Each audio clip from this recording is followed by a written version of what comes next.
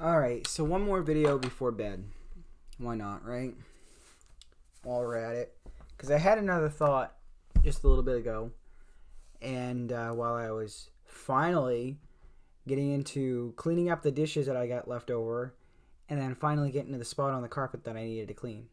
So I got that all set. I just got to work on some other things tomorrow while I get to it. But here's the thought that I had. My brother, he's a pastor. He became a pastor last year, and it's his hope eventually down the road to run his and to have his own church. But it really depends on God's timing and how he wants to run it, and how he wants to, and how God wants him to do it. I came up with the idea of why not do a kind of like an online church, a podcast kind of service channel on YouTube, and kind of put a earworm in his ear, kind of a thought, and I guess he's already doing that, but I'm not 100% sure. But again, it really depends on what God wants him to do. But while I was thinking about churches, because in my last video I was talking about how churches need to be ready, churches need to kind of wake up, churches kind of need to get back in step of what the Bible teaches on certain issues and things that we are seeing in today's time. And the thing that I also want to say too is that for all you churches out there that need to get back on track on what God teaches, the full fundamentals of what God teaches in the Bible, and to get really in step and in moving in to what the Word says.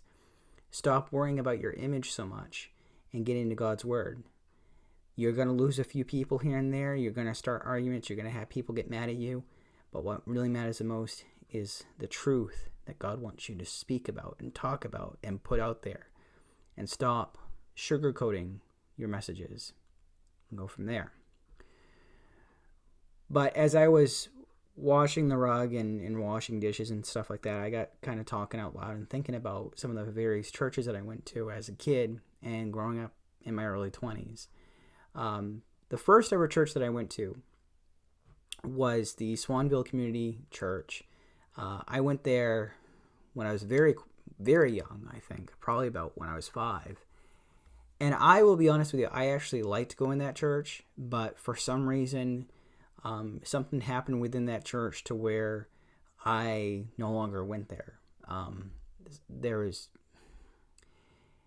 It had to do something with the pastor of the church and votes and what have you, and it all went downhill.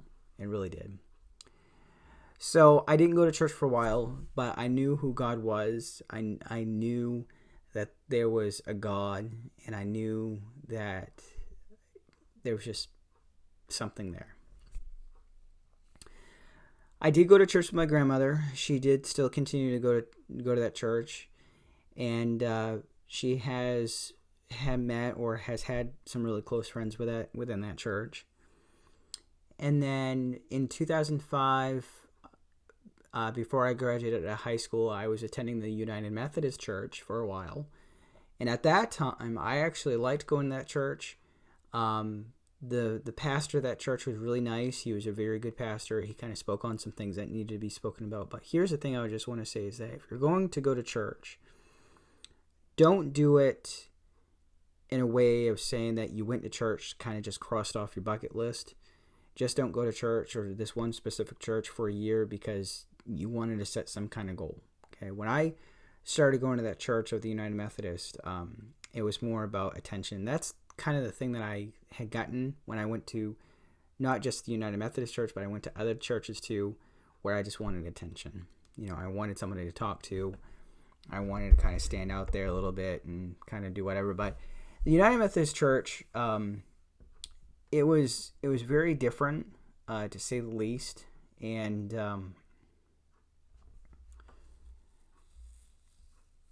trying to think.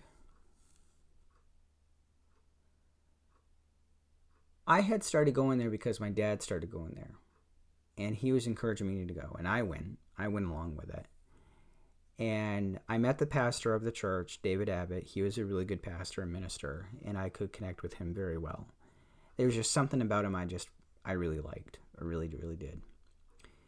And then I got involved with the drama team at that church, and then I wanted to get into singing and stuff. And see, the thing with me is that I really wanted to do more. I really wanted to get out there and start singing like I am now at church. And I wanted to start doing messages like I am right now on the YouTube channel, and connecting with people and sharing my story. But I was so afraid of stepping out and doing my own thing with what God wanted me to do. So it was easier for me to keep quiet than anything else. The church, when I started going there, wasn't finished. It was fairly brand new. It was a brand new church on Mill Lane in Belfast, and on the outside it looked really good. It was a really, really big building, really big building, and in the inside it wasn't finished. The floors were still cement. The lobby area of the church wasn't finished yet. The sanctuary wasn't finished yet, but the fellowship hall was finished. It looked really nice. And what I really like, and it kind of reminds me, just a thought popped in my head about being at that church, was they had this thing during the season of Lent, which was really fun because every season of Lent, during the season of Lent, they would have a dinner every Sunday, I think it was, during the time of the season of Lent. And they would have either the pastor of the church come in and do a story and talk. And I was part of some of the skits as well, which was so much fun. I want to do skits again. I really do. And I got involved, and it was like the feeling I got during that time of being a part of that church and being a part of the skits and the drama team and everything like that. It felt like I was a part of something, and it was important, and it was fun, and I was connecting with people, and I was finding my place within church, and going on from there. But yeah, but I liked going there. It was very different, and it was an eye-opener for me, to say the least. So, but eventually things changed. Things kind of start going downhill. I stopped going to that church for some reason. I don't know why I stopped going. I think it was because my dad had found somebody else, and then they were invited to a church in Lincolnville, the Lincolnville Baptist Church. And I found out about 2 years ago or so, or quite a few years ago, that the pastor of that church had passed away. And I don't know if that church is still running or not. I don't even know if that church was able to have or to be able to build their building that they had planned on doing, because they were renting out a space at the Lincolnville Elementary School where they would have their church services. And they were planning and hoping to eventually have their own building on the road in Lincolnville. Not the main road, not the Route 1 in Lincolnville, but Route 52 in that area. But it was sad to see his obituary in there, and I don't know if that church is up and going yet or not. But one of the things that I found within that church when I went there is, at that time I was going through some things. I had my daughter full time. I was going through a custody battle at that time, and of course, being at that church, and kind of a theme that I've got going on looking back at all the churches, was trying to find my place within church, trying to find my place and my own identity within churches and where I belonged. But within that church of Lincolnville Church, Baptist Church, again, I did things out of attention. I really did. I wanted to get involved with the church somehow, kind of put my own swing on things. I thought that if I talked about certain things, I could get in with people, and really talk on certain subjects without really having to go into deep personal subject of what I'm going through personally in my life. I thought I could sugarcoat things. I thought that if I could just wing it and be in and get in on the skin of my teeth with God, I'd be good, but that's just not the case. It really isn't. And if you really are going to get serious with the church and serious with God, you have to go all in, and you got to forget about yourself, and you have got to kind of step forth in truth and speak the truth and be in the light and just really stand for what you believe in within a church. You really do. This is kind of adding on more to the last video that I did, because I think it's important that we start getting more involved with the church rather than just sitting there and taking it all in. We should become doers, not takers. We should be givers, not takers. We should be getting all dirty for God. That's like, and I'm going to go off a rabbit hole here. I'm going to go down a rabbit hole here in a minute. And I'm going to go back to what I was saying. But here's the thing I want to share with you. And I think I might have shared it with my last video. And it involves getting dirty. Okay? At the tannery, when there's a job that I don't really want to do, and I think I mentioned this in one of my last videos, sometimes in life, regardless of what the job may be that God wants us to do, we have to go all in, get dirty, forget about ourselves, and save that one sheep that got lost out of the 99. We have to forget about ourselves, thinking that if I do this, I'm going to get covered in germs. If I do this, I'm going to get sick if I do this. But it's worth going into saving a life. By me at work, it's worth me having to get dirty and get wet and soaked, or soaking wet with all the wet hides and stuff, in order for me to continue to earn that $12 an hour for my child, to support her. Either you go all in or nothing. And that's kind of adding on to what I'm trying to talk about within churches, is that we have to go all in, stop being fake, start being real, and realizing that God's got a purpose for you. You just gotta have to believe it and just go with it. But going on and kind of going back to the Lincolnville Baptist Church, I only went there because my dad went there, and his significant other that he was with at the time was going there as well. And of course, he was friends with somebody there that went to that church, so they were invited to go to that church. And then eventually we went to a different church, Calvary Chapel at the time, and that was a good church. We actually got reconnected with one of the pastors there that was the pastor of the Swanville Community Church. And then, the music there was really good. I will say the music was really good. I had moments where I started crying because God was touching me in a way that I was getting closer to Him.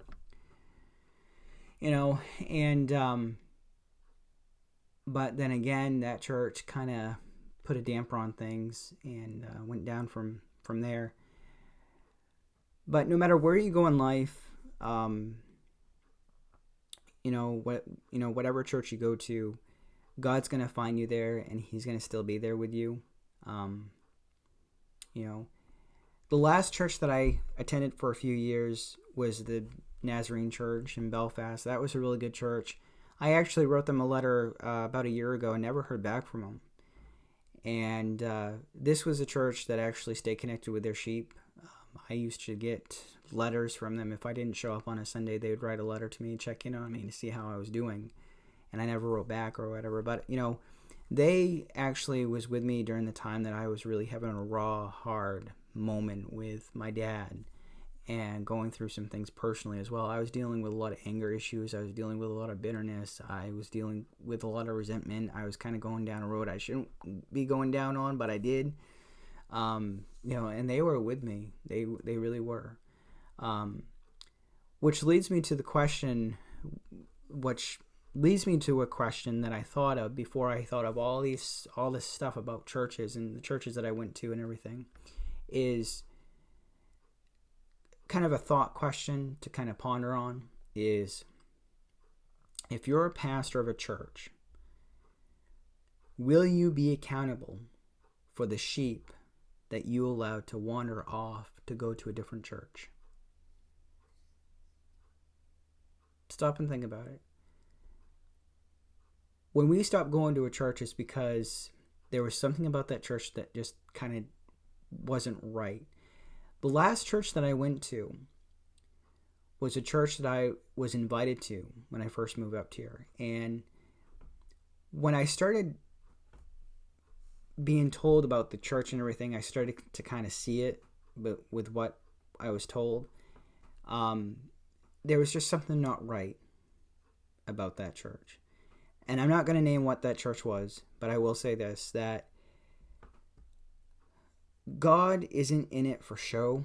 God is not in the mission to be, how do I want to say it? God is not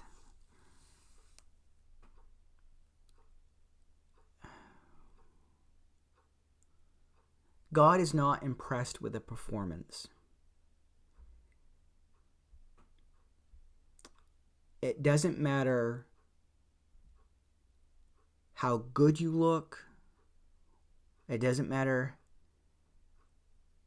the words you use or the ideas you have or how busy you look or everything like that. What matters the most is those connections you make with those people in order to be changed, in order for them to kind of get to know them. And that's kind of the thing I want to say here, is that what I truthfully believe within any church, if you're going to start a church, I believe what's very important is that you start getting to know your flock, getting to know your sheep.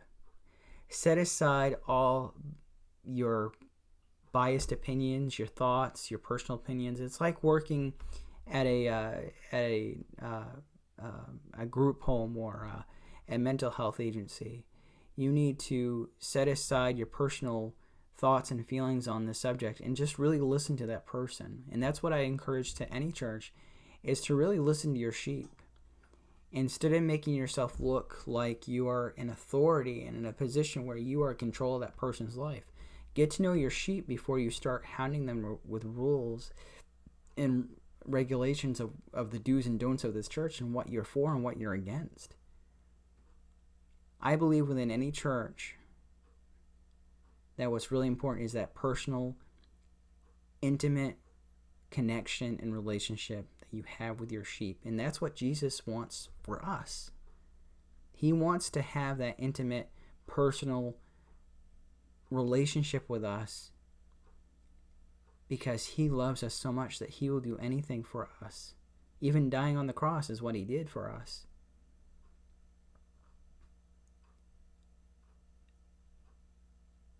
The last few churches that I have been to, I don't think none of those churches that I ever gone to really took the time to know me as a person and to hear my story and to where I've been and to what I've seen and to what I've done. I think what is also important for a church to have is a person to be accountable for another person. Like, you know how in AA and in NA, Alcoholics Anonymous and Narcotics Anonymous, they have an accountability partner. I think a church should have that because I believe that's important. Since I've been here to Heartland and since my relationship has gotten a little bit better with my family and everything, you know, I feel personally that my parents are my accountability people. Like, they keep me accountable for what I need to be doing as a parent. You know, they tell me things that I need to get done because they want to see me grow and they want to see me do better in life. They want to see me become a better parent, a better son, a better individual to society. You know, they want to see me do good. They want me to do better in life rather than doing what I was doing before.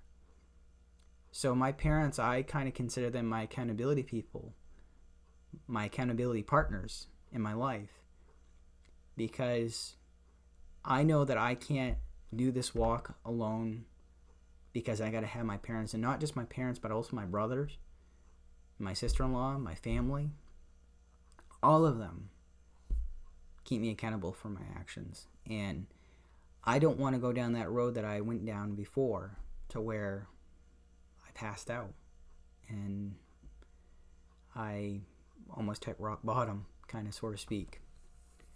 But that's what I think what's really important within a church, within any church should have, is a pastor or a minister who is willing enough to set aside some time to know his sheep and to know his flock by name, and to know where they've been and to know what they've done and to hear their story and to help them grow and to help them prosper and to help them be led to the Spirit and to be fed by the Spirit and to have water from the Spirit because they thirst so much.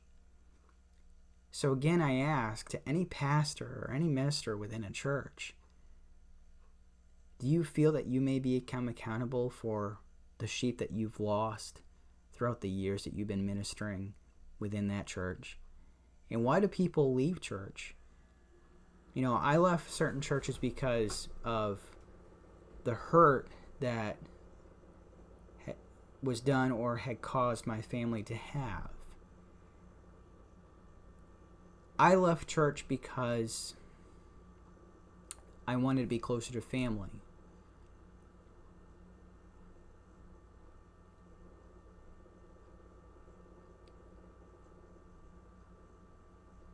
I left church because something just didn't feel right. And I would encourage pastors to take notice of those feelings that your sheep have within your flock.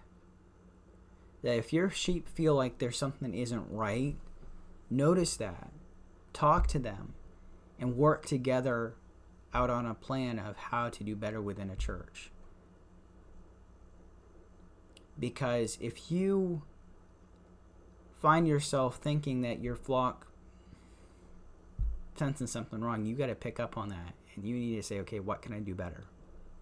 Well, one, forget about yourself, let God take care of everything, and let God minister through you for a message that not just your sheep need to hear, but you need to hear as well.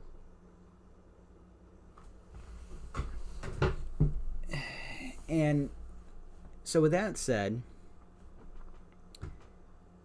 I think, and I was talking about this earlier by myself, about what I think a church should be. If I were to build a church, if I were to run a church, if I were to establish a church, if I ever became a minister or pastor, is that it's not going to be a church that looks like a mansion. I don't feel that a church should establish an image to make themselves look better than others, because it kind of sets a bad representation of saying that this church has a lot of money, and a person that's going through a hard time, either financially, mentally, physically, or what have you, they're gonna kind of feel out of place. Like I know for me personally, I visited not just a church, but I visited a house once before, and that house was so nice inside that I felt out of place for quite a while. It just didn't feel right being in that house. I just felt like this doesn't feel right at all. And I'm going to go back and talk about the Methodist Church, because when I was going there for a little while, like I was saying before, it was unfinished inside. But then when I went there one time to go vote, I think it was, I went there for some reason. I don't know what it was. It was either to go vote or what have you, whatever. And they switched pastors at the time because the pastor of that church moved to Massachusetts, I think, or New Hampshire. And when I went in there for the one last time, the lobby was done, the sanctuary was done, and it looked like kind of like a mega church. It really did. And I felt very out of place being there because it wasn't the church that I remembered. For me, if I were to run a church, it wouldn't be about an image. It wouldn't be about looking good. It wouldn't be about looking the best. It would be a place where a community of family members come together as one and just talk to one another, worship God as a family as a whole. And that's what the kind of the thing that I think is very important of what a church should be, is family coming together as one to worship God together. During the time of the coronavirus hit, we weren't able to go to church for a little while. and we were doing church online. Both myself, my daughter, my brother and his family, my other brother and his family, my parents, we all got on Skype and we started doing church services online. And I kind of like that whole familyness, that whole wholeness of being together as a family, having church together as a family, worshiping God together as a family, and being accountable together as a family, supporting one another as a family, being there together as a family. That's what's really important.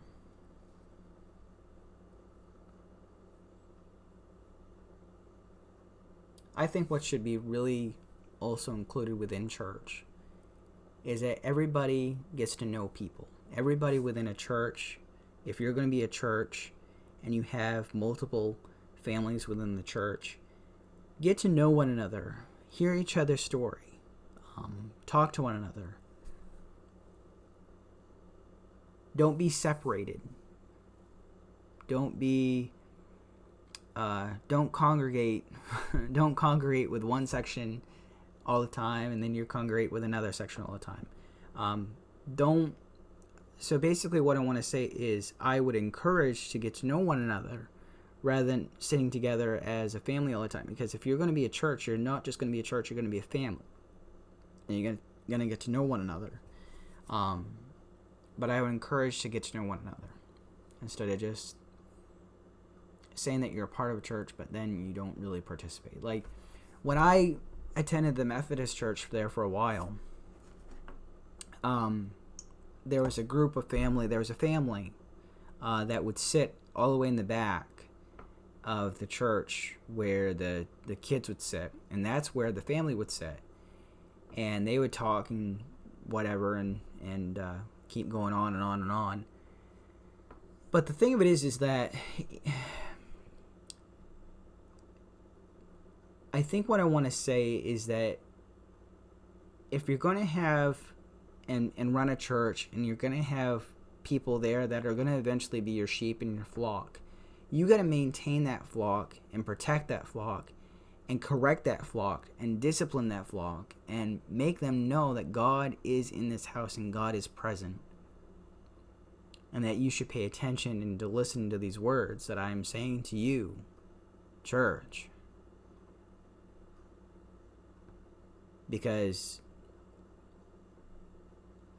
you need to be aware of what your sheep and what your flock are doing. Because if you're going to be my pastor, if you're going to be my shepherd, you need to be not just my shepherd to me, but you also need to shepherd these sheep. I'm the farmer. You're the hired hand. You're the shepherd. And I've hired you to do a job to shepherd these sheep and to lead them eventually to the waters that I got going on over there, and you need to be doing this, what you need to be doing. And this is how you do it. Here's the word, here's my Bible, and this is how you do it. And this is the only way that you do it. You don't go left, you don't go right. And no matter how badly these sheep tell you differently, don't cave into them to their thinking, because you need to forgive them, for they lack understanding. All they know is of the world, and that's it, and you know of me, and it's your job to teach them, to discipline them, to correct them, and to lead them to those waters that I got going on over there, and to make them see me through you.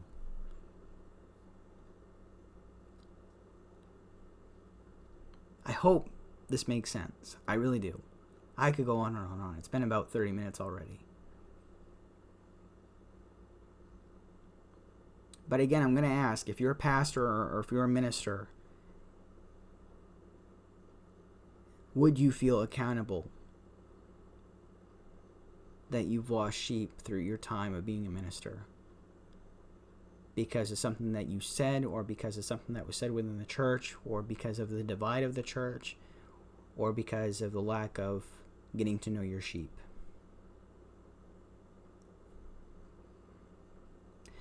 So again, if I were to run a church, the important thing that would be established is to getting to know my sheep, getting to know my flock, finding ways to be able to help them,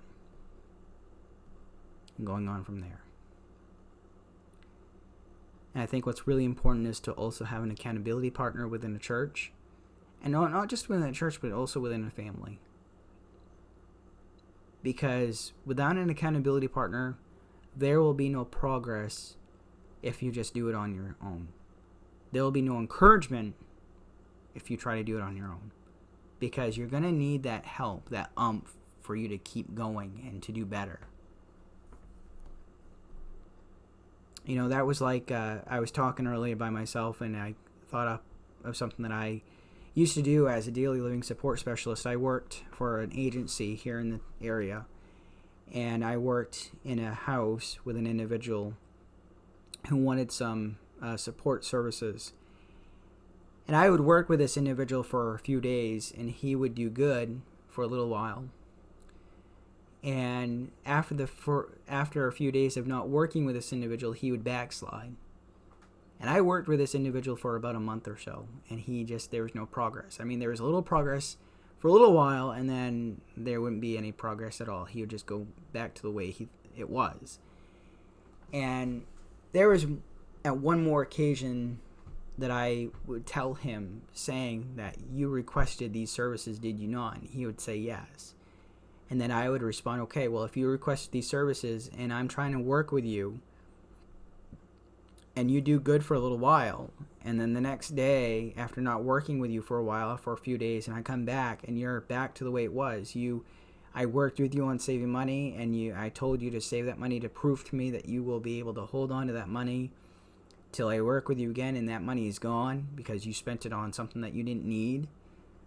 You wanted to spend it on something that you wanted, thinking that you needed it, and going on from there. But I did forgive him. Yeah, I did work with him. But the fact of the matter is that if a person requests services to be put into a home that they want, and they want to do better, and they want to be taught ways of how to do things better, they got to prove to themselves, and not just prove to them, but prove to me that they can actually do the work that they want to do.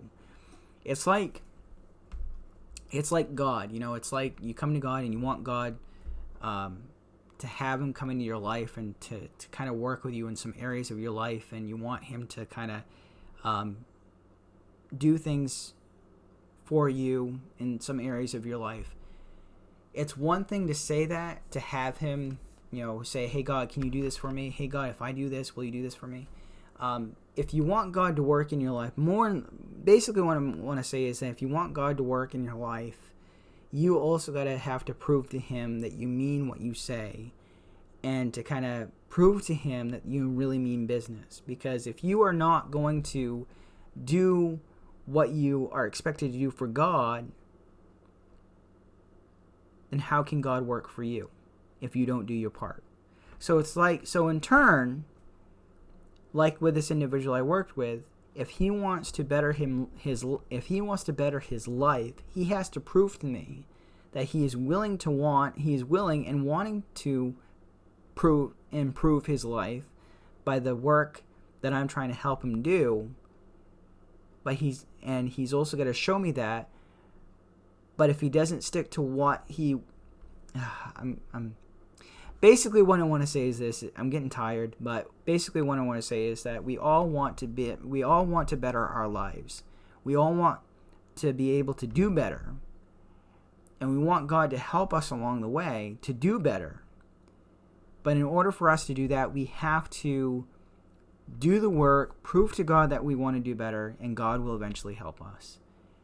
But if we slack off and if we don't do our part, God's just going to sit back and just keep on waiting until you're ready. So like with this individual I worked with, trying to help him with his money situation, trying to help him with some other things as well, he would do good for a few days, and then after a few days not working with him, he's back all over again, and I have to restart all over again. To eventually, when I told him, I said, "Are you serious about having these services?" And he goes, "Yes." Well, you don't show it. You don't act like you're serious, because if you did, you would prove to me that you are serious about these services. So when you not do the work that is expected of you to be doing when I work with you, you're not just wasting my time, you're wasting company's time, and you're wasting taxpayer dollars' time. And he goes, "Well, you are right." And that's the thing with me, is that if I put in the time and the effort to work with a person, I want to see improvements in their life and for them to do better. I want to build people up to where they can eventually do the things that are expected. That's been my whole thing when I worked with individuals with disabilities, is that they want to do better, they can do better, but are they willing to put in the effort to do better? And that's like with God. God knows that we want to do better. He sees that we want to do better. He sees that we want to quit smoking. He sees that we want to stop drinking. He sees that we want to stop gambling. But are we willing to put in the effort to do it? Are we willing to allow God to come into our lives to give us that strength to be able to do it? That's when we have to say, "Okay, God, I need an accountability partner. Okay, God, I need to have this in my life to do better. Okay, God, I need this." I understand people turn to medications and hypnotism and stuff like that. But in order for us to get on the right side and to get on the right track of having a better life, we need to turn to God first before anything else. Because having medication, turning to hypnosis, turning to doctors, turning to psychiatrists, turning to all these things that might potentially help us are only, in my viewpoint, temporary. They're just kind of like a get by. I've been on medication for certain things, for depression and anxiety and stuff, but those things, that medication is only temporary. I mean, medication can only have so much an effect on you as a person. But I think what's really important is that you turn to God first and to have Him help you get through it. But anyways, but I just wanted to share that with you because I had thought about it. I wanted to talk about it. I wanted to put that in recording and go from there. But to all the churches that I've been to, in short, I just want to say that if you're a pastor, get to know your sheep, get to know your flock on a personal, intimate level. Get to know them.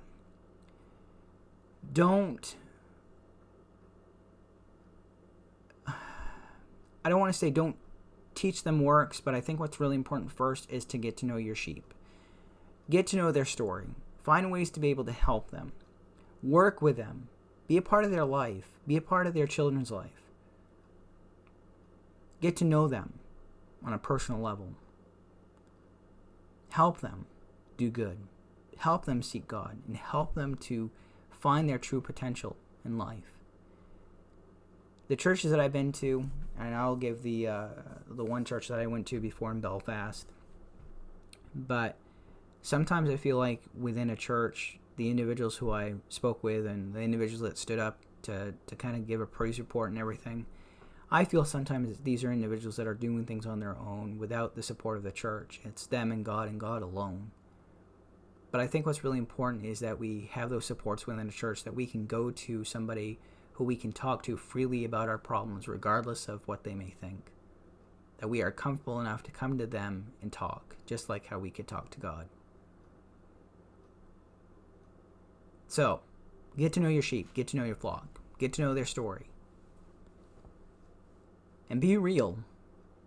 The other thing, too, is that if you are a pastor or if you're a minister or if you're a reverend of a church, I think what would be very important, and even though I don't know nothing about I wouldn't say Christianity, but even though I don't know nothing about being a pastor or a minister or reverend, is just because you're in that position of being on a platform, so to speak, you're not in charge. God is. And I would really highly recommend thinking about your traditions as a church and kind of asking yourself, is our traditions as a church, a certain type of church, certain, what do you call it?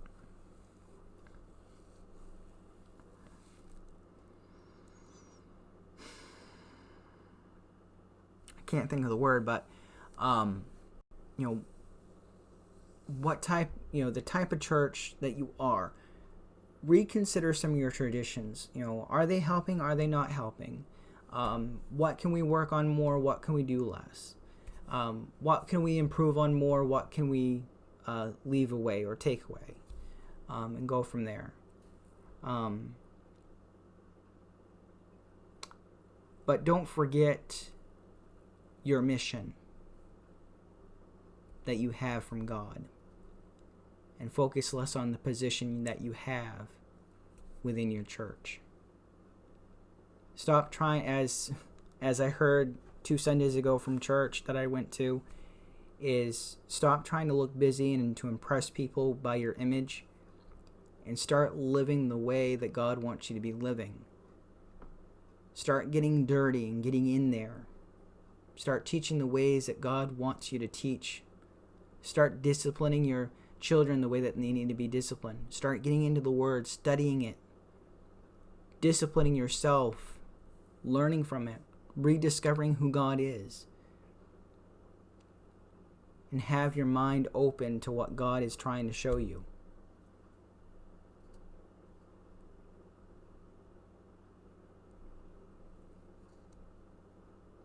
Church, we must be ready. We must be on our guard. We must be on our toes. We must be on our feet. We must stand at attention at all times.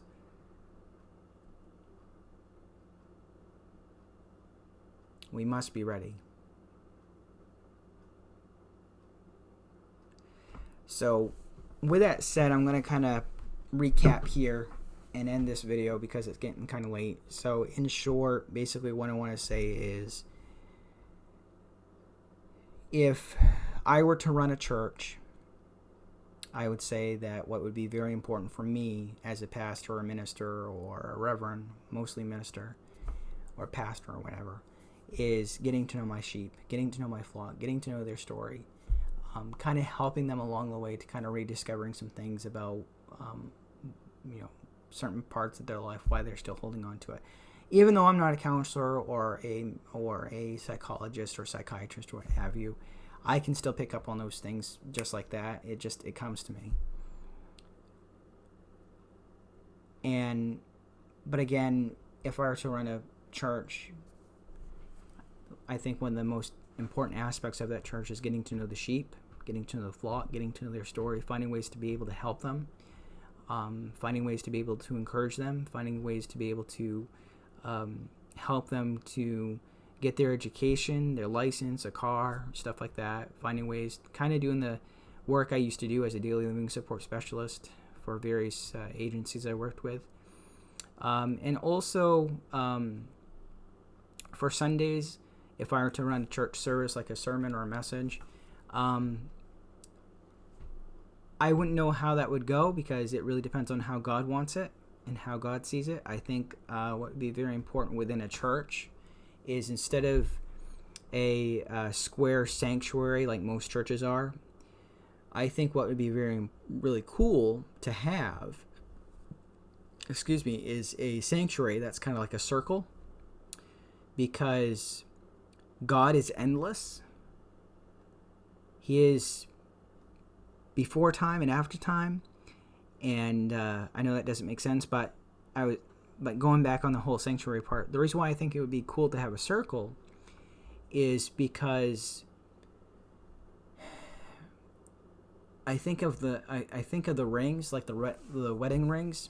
It represents life, and life is a cycle. And I don't think it's okay to always be facing front of a person and seeing a person staring back at us. I guess why I think of a circled sanctuary is because what I think is important is that if we are to be a family, a church family, I think what should be important is to see everybody. The church that I go to, I love seeing my family. I love seeing my nieces and nephews. And what's really difficult for me that I don't really like is having to turn this way in order for me to see them and to say hi. Or if I'm sitting behind them, it's one thing. But then they would have the problem of having to look back at me and saying hi and interacting with me. So if we were sitting in a circle, and we have the pastor in the middle of the circle and talking, we can still see each other, in some way, shape, or form, but it still doesn't help the fact that if we are still sitting in a circle and you're sitting in front of me or you're sitting behind me, I'm still going to have to look backwards, or you're going to have to look backwards. So it's kind of like a work in progress. It's kind of an idea that I have, that I've always had, that if I were to ever become a minister or a pastor, it would be a sanctuary circle. That way everybody can see everybody, and that that the circle represents life, and that the circle is endless, just like God, because he is endless, and go from there. But maybe I'll just have it some other way, shape, or form. I don't know. I really don't know. It's everything. It's just an idea. It's just a concept. But again, getting to know the sheep, getting to see everybody as a circle, and really becoming comfortable within a family and getting to know everybody's story, because I don't think everybody knows everyone's story, and I think sometimes people are afraid to share their story, and I think sometimes when people are afraid of sharing their story, they're afraid of having to have someone tell them differently. I think sometimes when people go to church, they want to go to church because they say that they've gone to church, and they, like I said, scratch off as a bucket list. But I think sometimes within a church, when people attend, there's something significant about going to church that is very important to them. Sometimes when people go to church, it's about getting that attention. It's about being able to socialize with people, because it's the only opportunity that they're able to get out and socialize with individuals within the community. And maybe it's a time that it's the only time that they're able to see the pastor on a Sunday, because they have no other time or ways to get there to talk to them. Or maybe Sunday is the only time that they are able to see loved ones or family in order to give a piece of clothing or an item away, or a blanket or something to that individual, or helping a person out, that type of thing. But if you're going to attend a church, go there to be ready to see God. Go there with all of who you are and talk to people and tell your message, tell your testimony, tell a praise report, tell about how God has helped you throughout the week. Share your story, share what has happened. Tell us about how you saw God this week. What has God done for you this week? Think about some things that you want to pray about and talk about within a church and within a family.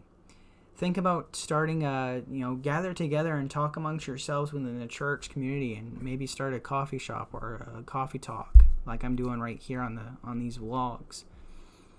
Think about some ways that you can initiate growth within a church, within individuals, within your sheep.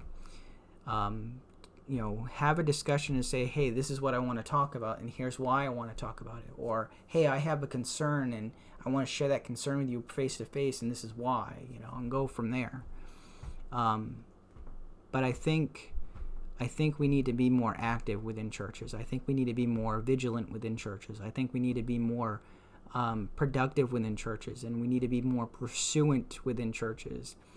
And I also think that within churches, that we have to stop focusing less on the numbers, and we need to stop focusing less on the money and what we need to be doing to keep stable and establishing this church and keep going. And we need to focus on God and trust in Him to know that He will provide, and He is the way, and He will make a way for you to stay open. He'll make the way to stay for you to keep going. He'll make a way to keep providing. You just gotta keep praying about it, keep hoping about it, having Him keep providing for you, and not only that, but having Him keep doing what He's doing. But you also have to do your part, and that's why I think sometimes churches leave. It isn't because how do I want to say it? The reason why churches close is, yeah, sometimes it is the numbers. Sometimes they're not able to keep or stay open because they don't have the attendance that they need to keep going, you know. And sometimes that can be a real worry. And if we focus on that worry of not having enough people to attend our services in order to keep open, we're going to eventually close. And that's when we come to God and pray about it and talk to Him about it. And sometimes when a closing of a church comes to where it's unavoidable, to where a church closes, it's just not God saying that you did. It's not God saying that you should have done better. It's saying God has another place for you somewhere else, and this church has to close for now until later on down the road. Eventually, this church will reopen again, maybe, but I'm not sure. But I'm going to end this video tonight. It's been about 50 minutes already, and I just wanted to do this video. I'm getting kind of tired. It's about 10:30 already, and I need to go to bed. So, again, thank you for watching this video. May this video help you in some way, shape, or form, I hope, and may this be an eye-opener to somebody who may be watching as well. So, on one last note, I'm kind of hoping that, you know, with these videos, I am putting myself out there and that it gets noticed. That's another thing that I hope. So, but go from there, I guess. I don't know. But yeah, so anyways, God bless, stay safe, be well, take care, and I'll talk to you in the next video. Take care, my friends. Goodbye.